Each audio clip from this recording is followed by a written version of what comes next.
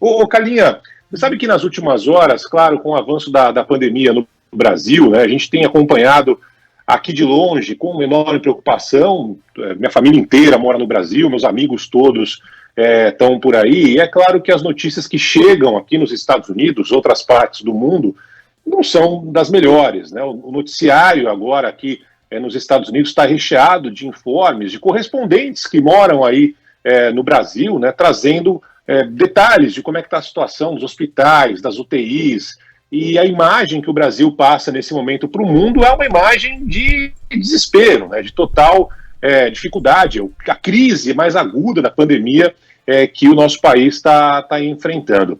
E agora há pouco, né, o prefeito de São Paulo, Bruno Covas, anunciou a primeira morte de uma pessoa, de um cidadão, na fila para tentar encontrar uma vaga numa UTI, mostrando como o sistema está saturado. E claro que a gente sabe muito bem que essas informações, quando são oficiais, quando o prefeito, o governador, o presidente, o secretário, o ministro, quando torna isso público, significa que é bem possível que já teve mais gente passando por uma situação semelhante, igual, ou seja, é a primeira morte oficial, mas é bem provável que esse número seja ainda maior, ou possa crescer nos próximos dias. E eu confesso para você, aqui de longe, né, que eu tenho dificuldade de entender qual é a lógica que foi organizada na primeira onda da pandemia para essa lógica que a gente está acompanhando agora. Podem chamar de segunda onda, terceira onda, sei lá.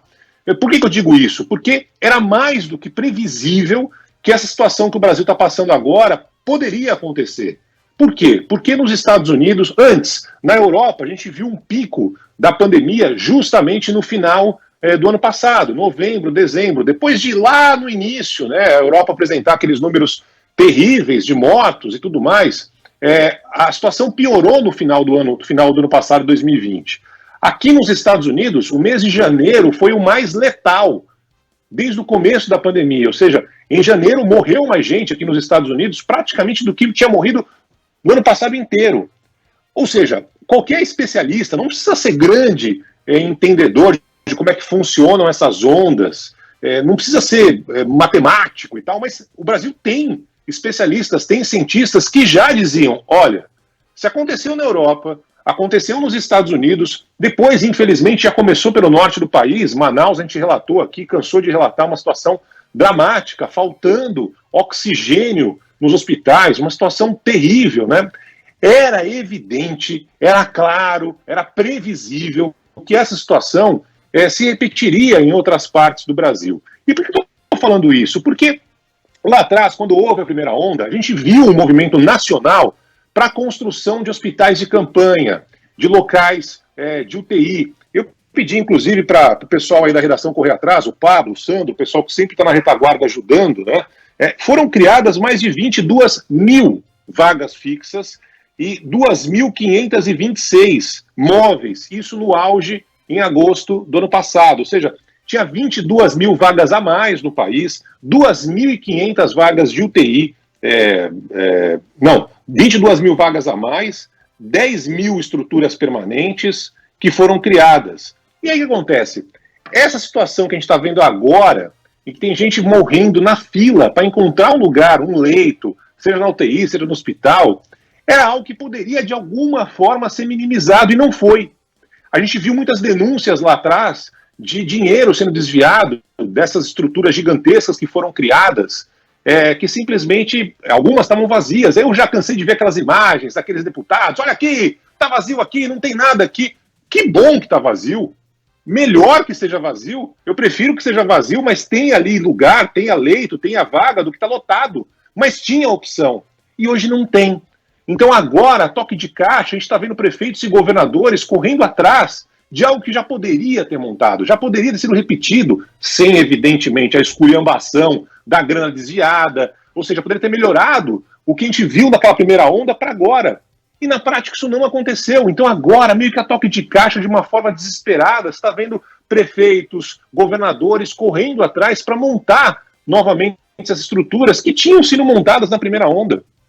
E não entendi por que agora, Carla, quando já era previsível que esse cenário que foi pior nos Estados Unidos, pior na Europa, pior em Manaus, no Amazonas, Por que isso não se repetiu em outros estados? As estruturas não foram criadas? Ah, Barão, mas teve desvio. Ok, não tenha desvio agora. Ah, Barão, mas muitos espaços ficaram ociosos, não tinha gente para ocupar os leitos que foram criados. Agora tem. Agora você tem uma demanda e não tem lugar. E as pessoas estão morrendo na fila, aguardando uma vaga. Então, assim, eu confesso, Carla, que eu não entendi.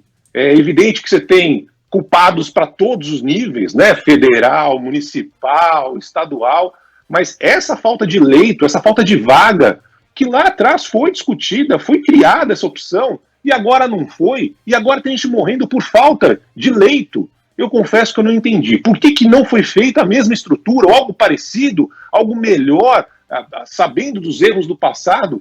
Na prática, a gente não tem mais essa situação agora. E, infelizmente, o que a gente está vendo é um cenário que as pessoas estão morrendo sem vaga em hospital, na ambulância, quando tem ambulância. É um cenário complicadíssimo que a gente está acompanhando agora no país. E, assim, você não consegue de uma hora para outra construir estruturas que já estavam construídas lá atrás, em estádios, em lugares, ginásios, né? E agora toque de caixa, vamos ver se vai ter condições para construir esses espaços que são fundamentais para simplesmente tratar de uma forma mínima essas pessoas contaminadas, Carlinha. Não era uma previsão impossível de ser feita, né, Barão? Me lembro de a gente comentar aqui exatamente os passos, né? Olha, na Europa começou, né, primeiro, na verdade, na China, e a gente observava pela Europa, e depois nos Estados Unidos, aí começou a acontecer com Manaus, né, no estado do Amazonas, tudo se repetindo da mesma forma, exatamente como a gente viu no ano passado, né? Aconteceu o que todo mundo sabia que aconteceria.